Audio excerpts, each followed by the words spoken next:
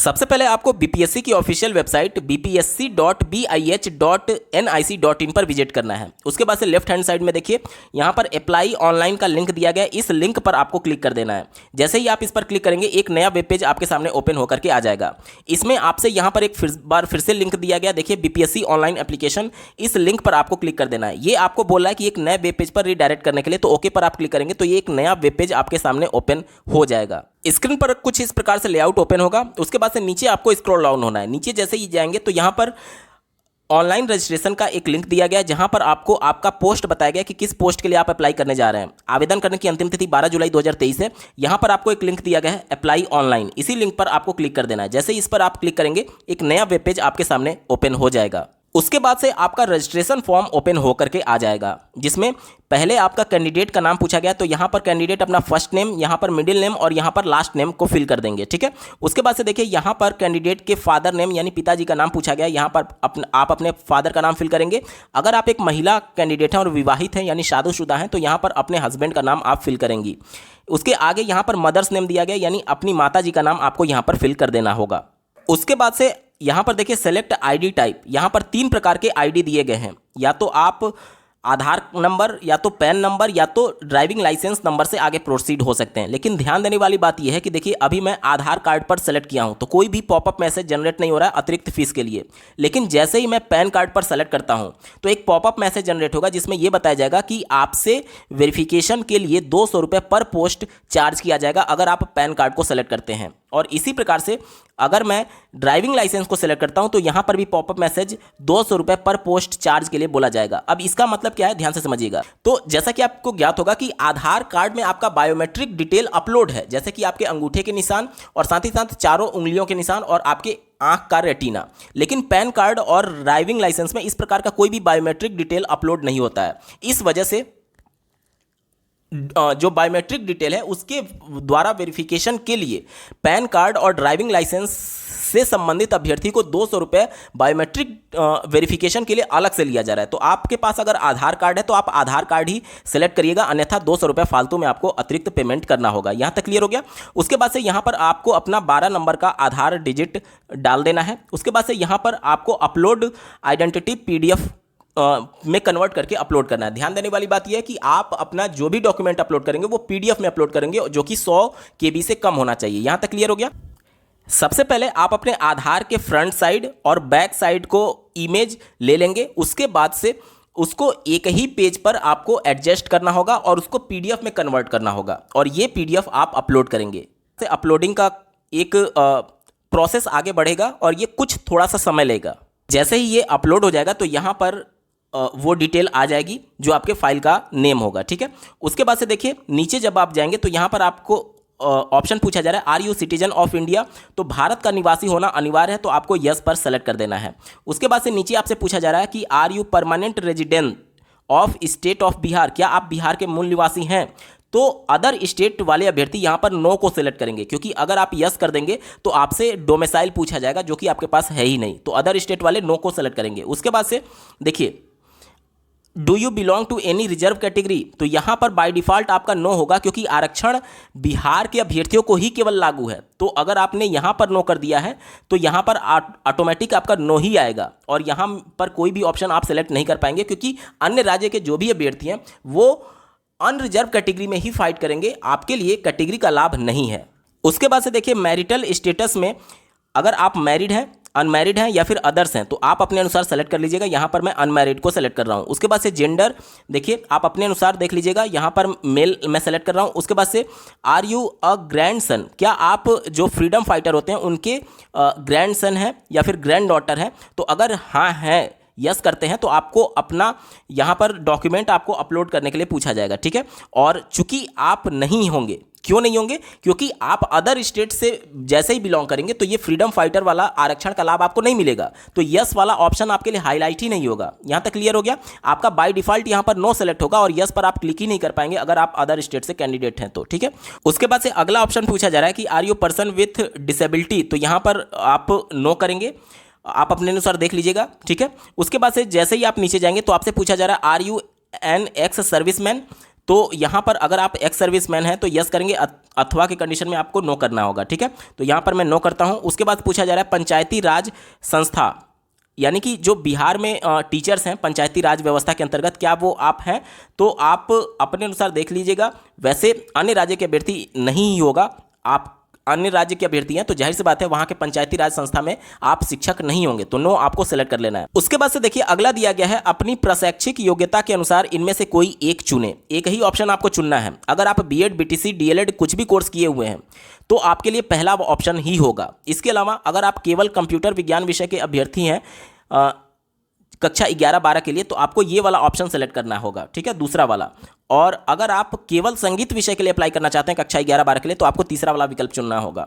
तो आप अपने अनुसार देख लीजिएगा आप किसके लिए अप्लाई करना चाहते हैं। बीएड, डीएलएड वाले अभ्यर्थी जो भी हैं उनको केवल पहला वाला ही ऑप्शन सेलेक्ट करना है। ठीक है, ध्यान से समझ लीजिए। बीएड, डीएलएड, बीएलएड जो भी कोर्स होते हैं, बीटीसी, जेबीटी, जिस भी नाम से आप जानते हैं, उनके लिए पहला ऑप्शन ही सेलेक्ट करना है। उसके बाद से नीचे आप जाएंगे, आपके द्वारा उत्तीर्ण पात्रता दक्षता परीक्षा वर्ष 2012 से पूर्व नियुक्त एवं कार्यरत शिक्षक। तो ध्यान से समझिएगा, यहाँ पर पात्रता परीक्षा आपको सेलेक्ट करना होगा, क्योंकि आप अन्य राज्य के अभ्यर्थी हैं तो सीटेट के बेस पर इसमें आवेदन करेंगे। तो पात्रता परीक्षा उसे बोलते हैं, तो आपको पात्रता वाले पे क्लिक करना है। दक्षता परीक्षा उन अभ्यर्थियों के लिए है जो कि 2012 से पूर्व जो दक्षता परीक्षा होती थी वो यहाँ पर सेलेक्ट करेंगे। तो आपको पात्रता परीक्षा को सेलेक्ट कर लेना। ठीक है, ओके पर आप क्लिक करेंगे। उसके बाद से देखिए आप इनमें से किस पात्रता, दक्षता या पात्रता परीक्षा के योग्यता धारण करते हैं। तो देखिएगा जो पेपर 1 है, यानी जो प्राइमरी के टीचर हैं कक्षा 1 से 5 के लिए, उनके लिए क्या ऑप्शन है, या तो आपका सीटेट पेपर 1 क्लियर होना चाहिए या तो बीटीटी पेपर क्लियर होना चाहिए। ठीक है,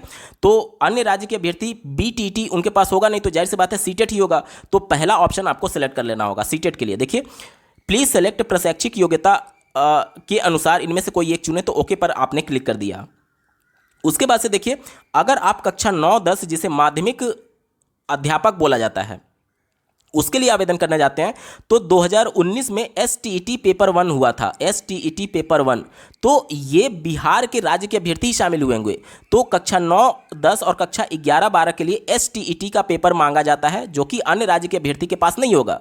तो यहाँ पर अगर आपके पास होगा तो इनको टिक करिएगा, चूंकि अन्य राज्य से आप बिलोंग करते हैं तो आपके पास होगा ही नहीं, तो इसको आप अनटिक करिएगा। ठीक है, आपको अन्य राज्य के अभ्यर्थी केवल यही वाला ऑप्शन सेलेक्ट करना है, बाकी ये वाला और ये वाला आपके पास नहीं होगा तो इसको सेलेक्ट नहीं करना है। ठीक है, अन्य राज्य के अभ्यर्थी केवल ऑप्शन नंबर 1 को सेलेक्ट करेंगे। सीटेट प्राइमरी लेवल के लिए आप अप्लाई करने जा रहे हैं। उसके बाद से बात करेंगे, देखिए इंटर सीटेट पेपर 1, यहाँ पर आपको अपना सर्टिफिकेट नंबर फिल करना है और किस डेट में ये इशू हुआ है उसको यहाँ पर फिल कर देना है। कहाँ पर होता है ये सर्टिफिकेट नंबर और कहाँ पर इशू डेट होता है, इसके बारे में एक बार बात कर लेते हैं। दोस्तों स्क्रीन पर आप एलिजिबिलिटी सर्टिफिकेट देख पा रहे होंगे, जो कि डिजी लॉकर में सीबीएसई बोर्ड के द्वारा जारी किया गया है। यहाँ पर ध्यान देने वाली बात यह है कि आपके ऑनलाइन एप्लीकेशन में सर्टिफिकेट नंबर मांगा गया है, लेकिन इस सर्टिफिकेट पर कोई भी आपका सर्टिफिकेट नंबर नहीं मेंशन होता है जो डिजी लॉकर में आता है। यहाँ पर मैं बता दूं कि सीबीएसई बोर्ड एक तो सर्टिफिकेट इशू करेगा और दूसरा मार्कशीट इशू करता है। तो आपके मार्कशीट पर एक सीरियल नंबर लिखा रहता है, उसी सीरियल नंबर को आपको सर्टिफिकेट नंबर के तौर पर अपलोड करना होगा। चलिए मैं दिखाता हूं कहां पर मिलेगा। स्क्रीन पर आप देख पा रहे होंगे, यहां पर लिख करके आएगा मार्कशीट स्टेटमेंट। आपके डिजी लॉकर में ये इशू किया गया है। इसी मार्कशीट में जब आप जाएंगे तो यहां पर सीरियल नंबर लिखा गया है और यहां पर आपके आगे सीरियल नंबर मेंशन किया गया होगा। यही सीरियल नंबर आपको सर्टिफिकेट नंबर की जगह पर डालना है। ठीक है, ये आपको कहां पर मिलेगा, मार्कशीट स्टेटमेंट में सीरियल नंबर जो मेंशन किया गया यही आपका सर्टिफिकेट नंबर के तौर पर डालना होगा। इसके बाद से आपसे इशू डेट भी पूछा गया था, तो यहाँ पर देखिए आप अपने नीचे मार्कशीट या फिर सर्टिफिकेट के नीचे जाएंगे तो यहाँ पर डेट मेंशन किया गया रहता है। यही डेट आपको इशू डेट के तौर पर मेंशन किया करना होगा, जो कि आपके डिजी लॉकर में जो रिजल्ट या फिर मार्कशीट आया हुआ है उसी पर ये डेट मेंशन किया गया होगा, जो कि आपको इशू डेट के तौर पर यहाँ पर मेंशन करना होगा। जैसे ही आप अपना अपलोड करेंगे सर्टिफिकेट तो यहाँ पर आपका वो डिटेल होकर के आ जाएगा। ठीक है, यहाँ पर भी ध्यान देना है कि आपको पीडीएफ में कन्वर्ट करके ही अपलोड करना है। यहाँ पर मैं बता दूं कि जो अभ्यर्थी सीटेट 2023 के बेस पर सम्मिलित होने जा रहे हैं, तो उनके पास ना तो सर्टिफिकेट नंबर होगा ना तो इशू डेट होगा। तो वो लोग क्या करेंगे, वो लोग यहाँ पर देखिए एक चेकबॉक्स दिया गया है, मेरे शिक्षक पात्रता परीक्षा का आयोजन 31 अगस्त 2023 तक पूर्ण हो जाएगा, इसकी मैं स्व घोषणा करता हूं। तो यहां पर ये दोनों डिटेल आपके पास नहीं होंगे, तो आपको यहां पर चेकबॉक्स पर टिक कर देना है। ठीक है, चेकबॉक्स पर जैसे ही आप टिक करेंगे तो ये आपसे ये वाला डिटेल नहीं पूछा जाएगा। ठीक है, तो यहां पर टिक करना है 2023 वालों को। आगे आपसे डेट ऑफ बर्थ पूछा जा रहा है। ठीक है, तो यहां पर देखिए डेट को आप यहां से सेलेक्ट करेंगे और डेट अपना यहां पर मेंशन करेंगे। ठीक है, तो मान लीजिए मैं यहां पर डेट सेलेक्ट कर लेता हूं, उसके बाद से मंथ आप सेलेक्ट करेंगे, उसके बाद से ईयर आपको सेलेक्ट कर लेना है। जो आप सेलेक्ट किए थे ऊपर बीएड बीटीसी, उसके अनुसार आप किस पोस्ट के लिए अप्लाई करना चाहते हैं यहां पर ओपन हो जाएगा। तो इस चेकबॉक्स को आपको टिक करना होगा। ठीक है, यहां पर मैं टिक कर देता हूं। यहां पर उसके बाद से आपसे पूछा जा रहा है कि ये सभी देखिए, ये सभी बेसिक डिटेल हैं जो ही कक्षा 1 से टीचर बनने के लिए पात्र होंगे। उसके बाद से यहाँ पर सेलेक्ट सब्जेक्ट का ऑप्शन दिया गया है। तो इसमें जैसे ही आप यहाँ पर ड्रॉप डाउन मेन्यू सेलेक्ट करेंगे तो यहाँ पर पहला दिया गया है उर्दू, दूसरा बांग्ला और तीसरा सामान्य। तो अगर आप उर्दू बांग्ला पढ़े हैं तो ही आप सेलेक्ट करेंगे, अन्यथा आपको सामान्य शिक्षक वाले पर ही क्लिक करना होगा। ठीक है, उसके बाद से आपको अपना करेस्पॉन्डेंस एड्रेस और परमानेंट एड्रेस यहाँ पर फिल करना है। ठीक है, चलिए मैं फिल कर देता हूँ। एड्रेस फिल करने के बाद से यहाँ पर देखिए पूछा जा रहा है कि क्या आप रिक्वायर्ड एसेंशियल क्वालिफिकेशन और क्राइटेरिया को फुलफिल कर रहे हैं। जाहिर सी बात है, आप फुलफिल करेंगे तभी आवेदन कर पाएंगे। जैसे ही आप नो सेलेक्ट करेंगे तो आप आवेदन कर ही नहीं पाएंगे, तो आपको बाय डिफॉल्ट यस में ही मिलेगा। ठीक है, उसके बाद से देखिए यहाँ पर आपको अपना ईमेल आईडी और फिर से ईमेल आईडी को यहाँ पर कंफर्म करना है। उसके बाद से यहाँ पर मोबाइल नंबर डालना है और गेट मोबाइल ओटीपी, जो भी नंबर डालेंगे उस पर एक ओटीपी आएगा, उस ओटीपी को यहाँ पर फिल करना है। और यहाँ पर कैप्चा नंबर जो कि यहाँ पर शो हो रहा है, इसको फिल करते हुए यहाँ पर सबमिट रजिस्ट्रेशन फॉर्म पर आपको क्लिक कर देना है। ठीक है, चलिए इतना प्रोसेस करके मैं आगे आपको दिखाता हूं। उसके बाद से देखिए ये रजिस्ट्रेशन सबमिटेड सक्सेसफुली का ये पॉपअप मैसेज जनरेट होगा, जिसमें यहां पर आपका रजिस्ट्रेशन नंबर दिया गया है, यहां पर आपका यूजर नेम दिया गया है और यहां पर आपका पासवर्ड दिया गया है। इसको आप जरूर से सेव करके रख लीजिएगा या तो स्क्रीनशॉट ले लीजिएगा। इसी के माध्यम से आप आगे लॉगिन करके अपने फॉर्म को कंप्लीट कर पाएंगे। ये सिर्फ अभी आपका रजिस्ट्रेशन हुआ है, फाइनल फॉर्म नहीं हुआ है। ठीक है, फिर से आपको बीपीएससी की ऑफिशियल वेबसाइट bpsc.bih.nic.in पर विजिट करना है और फिर से अप्लाई ऑनलाइन पर आपको क्लिक कर देना है। जैसे ही आप अप्लाई पर क्लिक करेंगे ये एक नए वेब पेज पर रिडायरेक्ट कर देगा। फिर से आपको इस दिए गए लिंक पर क्लिक करना है। जैसे ही आप क्लिक करेंगे तो एक नया वेब पेज आपके सामने रिडायरेक्ट होकर के ओपन हो जाएगा। अब जो आपको एक तरीके से यूजर नेम, पासवर्ड और रजिस्ट्रेशन नंबर दिया गया था, अब आपको उससे लॉगिन करना है। पेज जैसे ही रीडायरेक्ट होगा आपके सामने नया विंडो ओपन हो जाएगा। देखिए यहाँ पर आपके सामने लॉगिन करने के लिए बोला गया है यूजर नेम के माध्यम से और पासवर्ड के माध्यम से, और ये वाला कैप्चा यहाँ पर फिल करते हुए लॉगिन पर आपको क्लिक कर देना है। देखिए जैसे ही आप लॉगिन हो जाएंगे तो यहाँ पर सारे आपके डिटेल ओपन होकर के आ जाएंगे। आप इन सबको क्रॉस वेरीफाई जरूर कर लीजिएगा। मैं सारे को हाइड किया हूँ ताकि थोड़ा सा प्राइवेसी इशू की वजह से। ठीक है, यहाँ पर आपको एक लिंक दिया गया है एप्लीकेशन फॉर्म, इस लिंक पर आपको फिर से क्लिक कर देना है।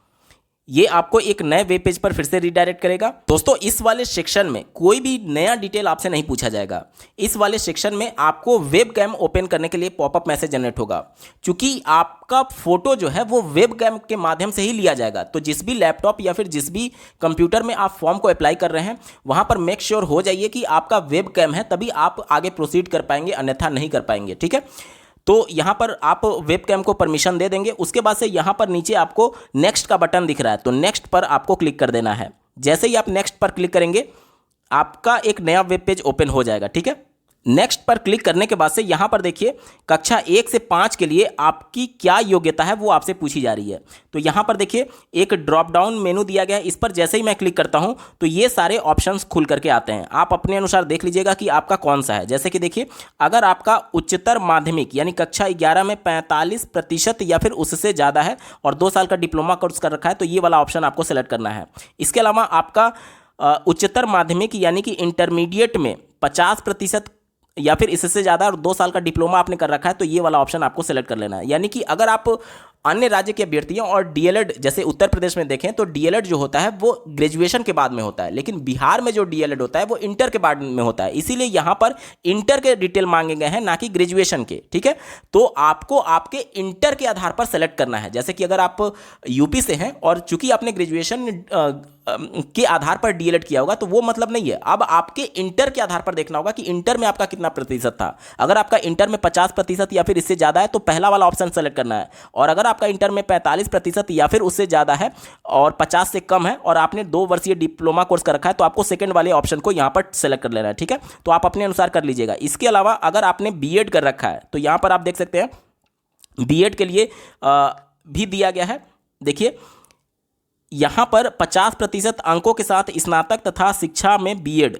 ठीक है, तो ये वाला ऑप्शन बीएड वाले अभ्यर्थियों को सेलेक्ट कर लेना है। इसके अलावा अगर आपका इंटीग्रेटेड कोर्स था तो जो भी आपकी योग्यता है उसके अनुसार आप अपना सेलेक्ट कर लेंगे। ठीक है, तो मैं यहाँ पर एक ऐसे अभ्यर्थी के लिए आवेदन कर रहा हूँ जो कि डीएलएड किया हुआ है 2 साल का और उसके इंटरमीडिएट में 50% या फिर उससे ज़्यादा है। तो यहाँ पर जैसे ही आप सेलेक्ट करेंगे तो यहाँ पर देखिए ये आपका डिटेल यहाँ पर सेलेक्ट होकर के आ जाएगा। ठीक है, उसके बाद से आपसे पूछा जा रहा है कि इंटरमीडिएट का, देखिए साफ साफ लिखा गया इंटरमीडिएट यानी +2 इक्विवेलेंट। तो यहाँ पर अपना स्ट्रीम सेलेक्ट कर लेना है, सब्जेक्ट या फिर स्ट्रीम। तो स्ट्रीम में क्या लिखेंगे, अगर आप साइंस साइड से हैं तो यहां पर आप लिखेंगे साइंस।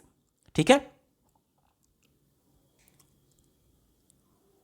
और अगर आप आर्ट से थे तो यहां पर आर्ट लिखेंगे, और अगर आप कॉमर्स से थे तो यहां पर आप कॉमर्स लिखेंगे। यहां तक क्लियर। उसके बाद यहां पर आप अपना पासिंग ईयर भरेंगे, जैसे कि मान लीजिए कोई 2011 में पास हुआ था तो 2011 डालेगा, अपने अनुसार आप पासिंग ईयर यहां पर डाल देंगे। उसके बाद से यहां पर इंस्टीट्यूट डालना है, ध्यान दीजिएगा। यहाँ पर बोर्ड का नाम नहीं पूछा गया, इंस्टीट्यूट पूछा गया। इंस्टीट्यूट में आप अपने हाई स्कूल का जिस भी स्कूल से किए होंगे उस स्कूल का नाम यहाँ पर लिखेंगे, और बोर्ड में अगर आप यूपी बोर्ड से हैं तो यूपी बोर्ड डाल देंगे। इसके अलावा अगर आप किसी अन्य बोर्ड से हैं जैसे सीबीएसई, आईसीएसई बोर्ड, तो आप यहाँ पर उस बोर्ड का नाम लिखेंगे, और यहाँ पर मार्क्स ऑब्टेन्ड, कितने मार्क्स आपने पाए हैं और यहाँ पर कितने मार्क्स आपके फुल मार्क्स थे, ये करके यहाँ पर प्रतिशत को फिल करना है। अब उसके बाद से अपलोड सर्टिफिकेट, यहाँ पर आपको अपना सर्टिफिकेट अपलोड करना होगा पीडीएफ में। ठीक है, उसके बाद से देखिए यहाँ पर प्रारंभिक शिक्षा शास्त्र में द्विवर्षीय डिप्लोमा, यहाँ पर भी आपसे सब्जेक्ट और स्ट्रीम पूछा जा रहा है। तो डीएलएड का जो स्ट्रीम होता है, science side, art side, commerce side, इस प्रकार का कोई भी स्ट्रीम नहीं होता है। तो यहाँ पर आप सभी सब्जेक्ट का नाम भी नहीं लिख सकते, तो यहाँ पर आप बेसिकली डीएलएड फिल कर सकते हैं,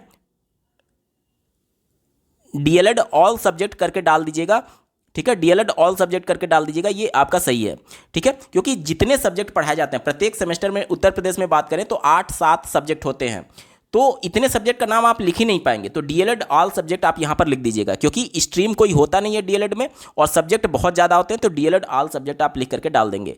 पासिंग ईयर में ध्यान दीजिएगा, पासिंग ईयर जो होता है वह किस ईयर में आपका कंप्लीट हुआ है वो इंपॉर्टेंट नहीं है, किस ईयर में आपका फाइनल रिजल्ट घोषित हुआ है वो आपका पासिंग ईयर माना जाएगा। जैसे कि डीएलएड 2018 बैच की बात करें तो देखा जाए तो 2020 में इनका 2 साल प्रशिक्षण कंप्लीट हुआ, लेकिन इनका पासिंग ईयर 2020 नहीं है बल्कि 2021 है, क्योंकि 2021 में इनका फाइनल सेमेस्टर का रिजल्ट घोषित किया गया था। तो ठीक है, तो यहां पर आप अपना पासिंग ईयर में जिस ईयर में आपका फाइनल रिजल्ट घोषित हुआ था वो आप यहां पर डालेंगे। इंस्टीट्यूट में आप अपने कॉलेज का नाम डालेंगे कि किस कॉलेज से आपने डीएलएड किया हुआ है, और बोर्ड नेम में आप यहाँ पर examination regulatory authority Prayagraj Uttar Pradesh डाल सकते हैं, या फिर पीएनपी प्रयागराज डाल सकते हैं। पीएनपी जिसका पूरा फुल फॉर्म होता है परीक्षा नियामक प्राधिकारी, और आगे प्रयागराज यूपी लिख सकते हैं। यहाँ पर पीएनपी को ही अंग्रेजी में देखिए परीक्षा नियामक प्राधिकारी, परीक्षा को एग्जामिनेशन बोलते हैं, नियामक को रेगुलेटरी बोलते हैं, और प्राधिकारी को अथॉरिटी बोलते हैं। तो एग्जामिनेशन रेगुलेटरी अथॉरिटी ये आपके रिजल्ट पर मेंशन होता है, तो आप पीएनपी प्रयागराज यूपी लिख सकते हैं, या फिर examination regulatory authority Prayagraj UP लिखेंगे तो भी आपका सही है। ठीक है, दोनों में से कोई भी आप लिख सकते हैं। हालांकि मैं बता दूं कि आपके रिजल्ट पर examination regulatory authority Prayagraj UP mention किया गया है। यहां तक क्लियर। उसके बाद से ऑब्टेन्ड मार्क्स में आपके जितने नंबर थे यहाँ पर फिल करेंगे। फुल मार्क्स में उत्तर प्रदेश से डीएलएड 3200 नंबर का होता है, तो 3200 और यहाँ पर प्रतिशत आपको कन्वर्ट करके फिल करना होगा। ठीक है, चलिए इतना कर लेते हैं, उसके बाद आगे के प्रोसेस को देखेंगे। देखिए अगर आपका डीएलएड अभी रनिंग में है यानी कि कंप्लीट नहीं हुआ है, और अगर 31 अगस्त तक आपका फाइनल ईयर का पेपर हो जाता है तो आप इस पर टिक कर देंगे, तो आपके डीएलएड के डिटेल नहीं पूछे जाएंगे। ठीक है, इसके बाद से देखिए इसमें पूछा जा रहा है कि आपको जो पोस्ट है उसको प्रायोरिटी नंबर पर सेट करना है। जैसे कि 3 पोस्ट हैं टोटल, प्राइमरी, माध्यमिक और उच्च माध्यमिक। तो अगर आपका सिलेक्शन हो जाता है तो किस पोस्ट को आप प्रायोरिटी पर रखेंगे ये पूछा जा रहा है। तो चूंकि मैं यहाँ पर सिर्फ प्राइमरी के लिए अप्लाई कर रहा हूँ तो एक ही ऑप्शन केवल खुलेगा क्लास 1 to 5। तो यहाँ पर इसमें आपको एक लिख देना है। अगर आप एक से ज़्यादा अप्लाई करेंगे तो ये अलग अलग पोस्ट यहाँ पर खुलेगा और किसको आप 1 नंबर पर रखना चाहते हैं, किसको 2 नंबर पर, उसको सेट करना होगा। अन्य राज्य के अभ्यर्थी के लिए केवल एक ही ऑप्शन खुलेगा कक्षा 1 से 5 वाला। तो आपको वहाँ पर एक फिल कर देना है, फिर नेक्स्ट बटन पर आपको क्लिक करना होगा। दोस्तों उसके बाद से 3 जिले को आपको सेलेक्ट करना है कि नियुक्ति के बाद आप कहाँ पर अपना सर्विस देना चाहते हैं। तो यहाँ पर देख लीजिए, मैं मान लीजिए पहला पूर्णिया को सेलेक्ट कर लेता हूँ। इसी प्रकार से मैंने दूसरे जिले को भोजपुर सेलेक्ट कर लिया और तीसरे जिले को मान लीजिए कि मैं बेगूसराय को सेलेक्ट कर लेता हूँ। उसके बाद से आगे सेक्शन में देखिए आपसे मैट्रिक सर्टिफिकेट डिटेल के बारे में पूछा जा रहा है। तो यहाँ पर सर्टिफिकेट नंबर और यहाँ पर इशू डेट और यहाँ पर अपलोड सर्टिफिकेट PDF यहाँ पर आपको अपलोड करना होगा। यहाँ पर एक अभ्यर्थी का हाई स्कूल का सर्टिफिकेट देख पा रहे होंगे। यहाँ पर देखिए सर्टिफिकेट क्रमांक लिखा गया है, यही आपका सर्टिफिकेट नंबर होता है। ठीक है, ये सर्टिफिकेट नंबर आपको वहाँ पर डाल देना है और इसे अपलोड करना है। और इशू डेट में आपका रिजल्ट किस डेट में इशू हुआ था वो मेंशन करना होगा, जो कि आपके सर्टिफिकेट पर मेंशन किया गया रहता है। देखिए यहाँ पर मेंशन किया गया है 9 जून 2017। तो आप अपने मार्कशीट या फिर सर्टिफिकेट पर देखेंगे, उस पर एक डेट मेंशन होता है, वहीं आपका इशू डेट होगा। उसके बाद से आप अपने शारीरिक पहचान के लिए किसी भी प्रकार का आपके शरीर पर कोई चिन्ह है, जैसे कोई कट मार्क्स है, कोई तिल है जो कि प्रत्यक्ष तौर पर आपके शरीर पर दिख रहा है, तो आपको यहाँ पर मेंशन करना होगा। और अगर इस प्रकार का कोई भी चिन्ह नहीं है, हालांकि सबके पे शरीर पर कुछ ना कुछ कट मार्क्स या फिर किसी ना किसी प्रकार का तिल तो होता ही है, जो कि आपकी पहचान के तौर पर आप उसको दिखा सकते हैं, तो आपको यहाँ पर मेंशन करना होगा। और अगर कुछ भी नहीं है तो आप उस कंडीशन में NA लिख देंगे। NA का मतलब होता है नॉट एप्लीकेबल।